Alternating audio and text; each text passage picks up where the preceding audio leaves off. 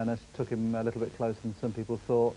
No problem with Fergal O'Brien, and clearly the semi-final was a bit of a twitcher for him, but he improved when the pressure was on Dougie, didn't he? I think that was the most impressive thing, really, wasn't it? To take the last 6 frames against a player who has been the world #1 and is renowned for being steady as a rock under pressure. Last night, for the first time, maybe, John Higgins wasn't. Absolutely, without any shadow of doubt, and the fact that he is so laid back, I think, helped him in that semi-final. You know, John Higgins suddenly saw the winning post, didn't know how to go by. Mark Williams improved as he got nearer the winning post. Yeah. Matthew Stevens was always a good outsider to come through, and then when Stephen Hendry and Ronnie O'Sullivan both lost early in his half of the draw, he was the favourite to go through, and pretty comfortably there, didn't he? Well, there was no real scares there at all. Jimmy White had a good chance against him, I think, this year, because Matthew was a little bit wary of Jimmy White, but Jimmy never really got going, and Matthew Stevens just pulled away from him in the end. And Joe Swell got close to him at one stage, but I think that was really a little bit of Matthew kind of thinking too much about the final rather than taking Joe seriously enough. But Joe Swell had a fantastic tournament. His first final, that is, Matthew Stevens. Mark Williams, of course, lost in last year's final. The head-to-heads is interesting. As we know, they're such good friends, have been for many years, played hundreds of frames together.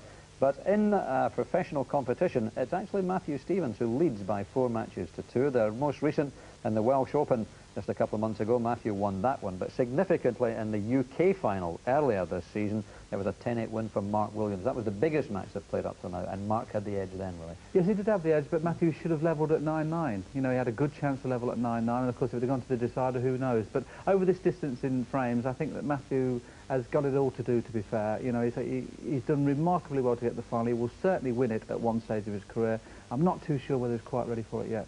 OK, well, let's find out. We're ready to go out live into the arena then. It's the best of 35 frames in this Embassy World Championship final. There we are, the packed arena, awaiting the arrival of the gladiators. And our compere, as always, Alan Hughes. Thank you, Dougie. Ladies and gentlemen, we welcome the players now in this first ever all-Welsh final. A super young whiz kid with a game jack-packed with his superlatives. Oozing class, he has reached his first ever world final. A great season for him. The ladies and gentlemen, the Crucible welcomes a truly great 22-year-old talent, the young Welsh dragon, Matthew Stevens.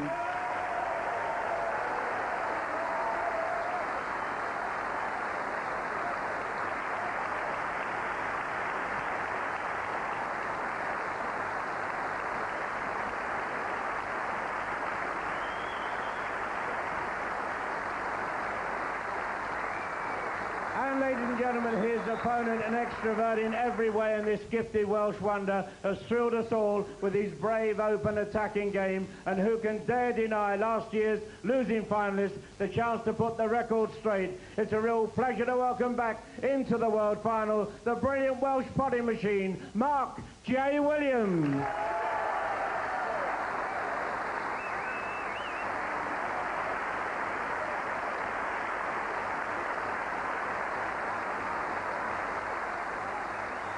So 8 frames to be played this afternoon, the best of 35, as I've said. The winner will be the first to reach 18 frames. The referee for this one is John Newton from Preston, who's refereeing his first World Championship final, and in fact his last ever match. He'll be retiring after this match. So a nice high note for John to end his career on. And in the commentary box for us, 2 more players who are here once again for a final, Dennis Taylor and Ray Edmonds. And I'm sorry, fellas, I can't resist this one. Look, John, it's Matthew and Mark. Good afternoon, Dougie. Lovely. The usual handshakes before the start, the trophies removed.